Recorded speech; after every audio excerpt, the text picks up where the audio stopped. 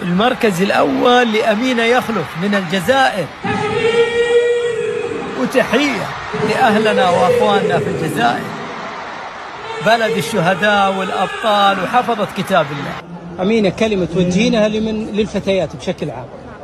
كلمتي التي أوجهها للفتيات أن يتمسكوا بالقرآن، أن يذهبوا إلى طريق القرآن، وأن يعلموا في هذه الطريق أن هذا الطريق هو طريق الله سبحانه وتعالى، هو طريق السعادة في الدنيا والآخرة، وأن يضعوا نصب أعينهم أن هذه المسابقات ليست هي الهدف. دائما أقول أنها ليست هي الهدف، ليست هي الغاية من حفظ القرآن، وإنما الغاية هي وجه الله سبحانه وتعالى. الغاية هي وجه الله سبحانه وتعالى فقط، وليس المال وليس المسابقات وليس النجاح بالمراتب. نور الله قلبك وبصيرتك. شكرا.